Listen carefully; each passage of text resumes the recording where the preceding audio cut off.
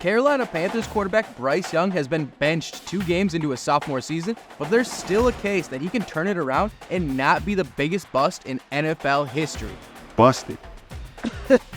Busted? You asked for it and we delivered. It's Fan Friday, and you, the fans, chose today's topic for Point of View. Don't forget to leave a comment down below. Let me know if you think Bryce Young can turn it around. It's not out of the question by any means, but it's hard to make a case. He's played 18 games in the NFL so far after being the first overall selection in last year's draft, and the successes have been few and far between. He's won just 2 games, thrown 11 touchdowns and 13 interceptions, and has some pretty terrible plays and decisions on tape, such as this one from last weekend. He does a great job of evading the pressure and keeping his eyes downfield, but you have to get rid of the ball here instead of taking a sack. That pushed the Panthers out of field goal range when they could have really used an answer to the Chargers' first drive. And it's plays like this that has got him riding the bench this early into the season. And I don't doubt that Young has been pretty awful to start his career. That much has been really clear. But if you're someone who still wants to hold out hope that he can be a good NFL quarterback, I think there are legitimate reasons to believe that. First off, he's seen more organizational change than any 23-year-old should have to deal with.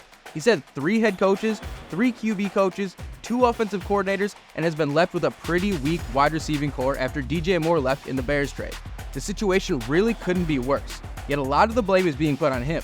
As many have pointed out on social media this week, former Panthers QBs Baker Mayfield and Sam Darnold have gone through some of the same things. Darnold played 3 seasons with the Jets before joining the Panthers, where he would spend 2 seasons and start 18 games.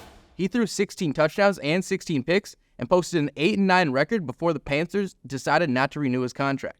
This season, he started 2-0 with Kevin O'Connell and the Vikings and has been lighting it up in that offense. He's already thrown for 4 scores and scored 51 points against the Giants and 49ers. He seems to be totally revitalized. Switching over to Baker, he got his start with the Browns, and when they didn't want to keep him past his rookie contract, the Panthers picked him up. And though he only played 7 games with the team, he had the worst completion percentage, touchdown-to-interception ratio, and average yards per attempt of his 7-year career. This season, he's thrown for a league-high 5 scores with the Bucs as they started 2-0. And if we go further back, his first full-time starting job after the Panthers was in Tampa Bay last year, and he earned his first Pro Bowl nod of his career. Starting to see a pattern? And after last week's Bucs win, Baker was asked about the benching of Bryce Young. Here's what he had to say. Quarterback's hard, especially for young guys, when you're not surrounded with the pieces that you're not given the opportunity to have success. And so that's a lot of the time guys have the talent, they might have the brains, but they don't have the right opportunity, the right fit. I'm sitting here right now in a way better fit than the other places I've been. And that's not to put other teams down, but it's a matter of the pieces around you, the coaches, and for Bryce, a guy that, I can relate to this, finding that belief within yourself again, and he'll get it. His story is far, far from finished. I tend to believe him when he says Young's story is far from finished, because that's a guy who knows almost exactly what he's going through. And we have to remember that Bryce Young was the number 1 overall pick for a reason, and we've seen glimpses of it here and there in the NFL. In the Panthers' third-to-last game of last season, Young completed 23 passes on 36 attempts for 312 yards and 2 touchdowns against the Packers as the offense scored 30 points in a losing effort.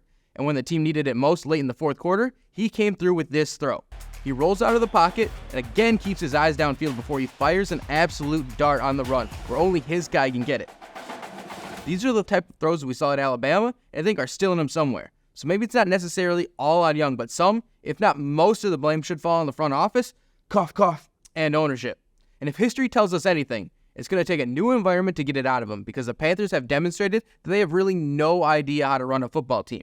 And another first-round pick by the Panthers who hasn't exactly had a great start to their career is J.C. Horn, but he seems to finally be coming around. More now, he could still have a monster breakout season. Check out this past episode of Point of View. Enjoy the weekend. We hope to find you here again next week.